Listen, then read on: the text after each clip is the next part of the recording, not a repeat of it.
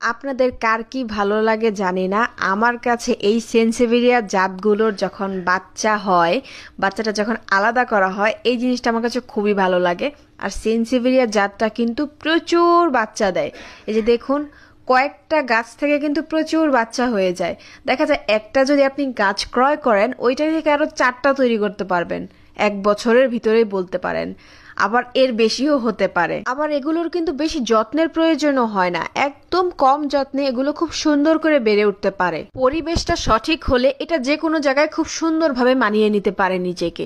একটু আলো বাতাসে রাখবেন, একটু ঠান্ডা পরিবেশ থাকবে। আর পানির কথা যদি বলি, সপ্তাহে 1বার পানি দিলেই যথেষ্ট, এর বেশি কিন্তু দিতে হয় না।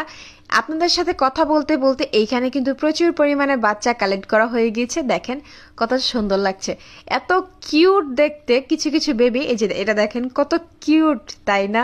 এগুলো কিন্তু এখন বিক্রি করা হবে না, এগুলো চারা করা হবে। দেন এটা যখন একটু বড় হবে, সেট হবে, তখন এগুলো বিক্রি করা হবে। এখানে অনেকগুলো কালেক্ট করা হয়ে গিয়েছে। দেখেন এখানে কিন্তু মিক্সড ভ্যারাইটি অনেকগুলো হয়ে গেছে। এখন এগুলো খুব সুন্দর করে সেট করে দেওয়া হবে। 3 ইঞ্চি পটে এগুলো সেট করা হবে, যেহেতু এগুলোর সাইজগুলো একটু ছোট সাইজের। আর ছোট বেবিগুলো বেশি বড় পটে না দিয়ে একদম ছোট 3 ইঞ্চি পটে দিলে সব থেকে বেশি ভালো হয়। আজকের মতো এই পর্যন্তই। আশা করি আমার ভিডিওটি ভালো লেগেছে। ভালো লাগলে অবশ্যই একটি লাইক করে, কমেন্ট করে এবং শেয়ার করে আমাদের পাশে থাকবেন। Bye bye.